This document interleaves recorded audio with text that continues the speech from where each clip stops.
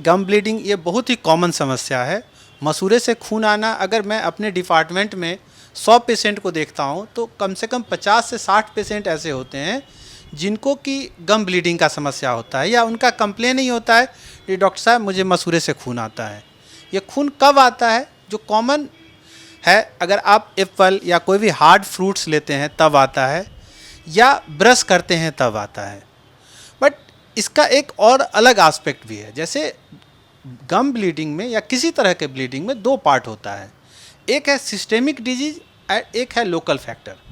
Local factor से मतलब है जैसे मेरे माउथ में, मुंह में कोई तरह का इन्फेक्शन हो जिसके कारण ब्लड आता है। दूसरा चीज़ है कि सिस्टेमिक फैक्टर।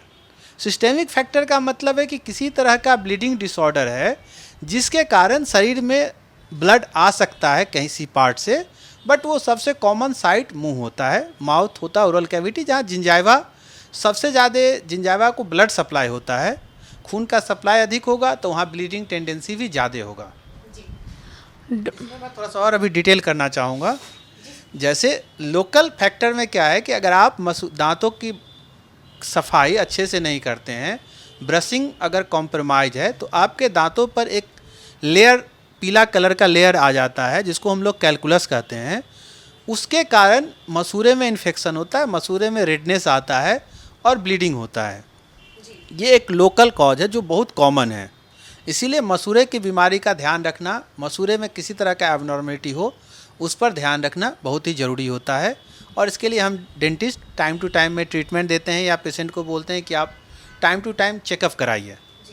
लेकिन सिस्टेमिक फैक्टर में जैसे अभी बहुत कॉमनली हम लोग देख रहे हैं डेंगू, लास्ट ईयर भी डेंगू का बहुत हुआ था, और अभी भी करंट में जैसे दिल्ली एनसीआर में, कानपुर में, लखनऊ में देख रहे हैं डेंगू का प्रकोप। और हो सकता है अपने बिहार में भी जिस तरह का मौसम अभी चल रहा है होता है। तो डेंगू में जो सबसे ज़्यादा इफेक्ट होता है वो प्लेटलेट का कमी होना। जब भी शरीर में प्लेटलेट का कमी होगा तो आपको ब्लीडिंग डिसऑर्डर होगा, और उसमें सबसे पहले मसूड़े से ब्लड आएगा, पहला।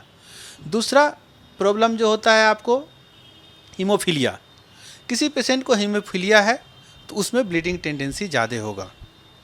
इसके अलावे अगर ब्लड कैंसर है उस पेशेंट में भी जिंजाइवल ब्लीडिंग का टेंडेंसी ज़्यादा होता है। ये 3-4 पैथोलॉजिकल है, मतलब बीमारी का कंडीशन है।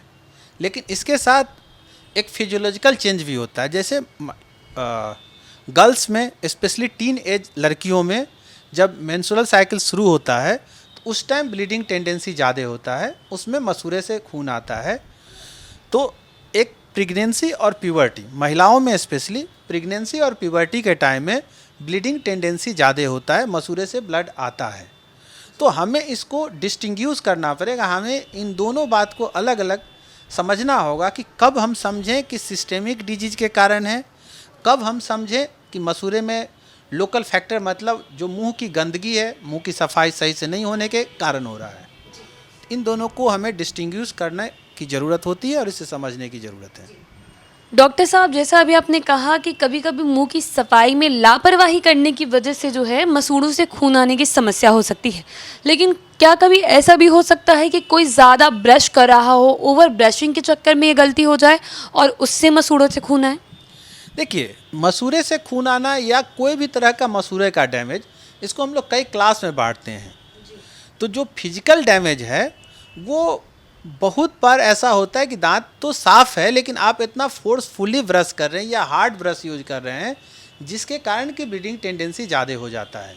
तो ये हो सकता है। अगर किसी पेशेंट का या किसी भी नॉर्मल आदमी का दांत क्लीन है तो कोई ज़रूरी नहीं कि आप बहुत फोर्सफुली या आधे घंटे तक ब्रश करें। Brushing time 2 minute is sufficient.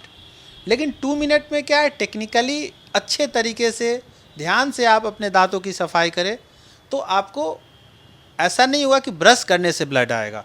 So always medium, hard brush कभी यूज ना करें। हर ब्रश पर लिखा होता है हार्ड ब्रश, तो आप सॉफ्ट ब्रश यूज करें, 2 मिनट तक ब्रश करें और दांतों का सफाई करें, ना कि मसूड़े का सफाई करें।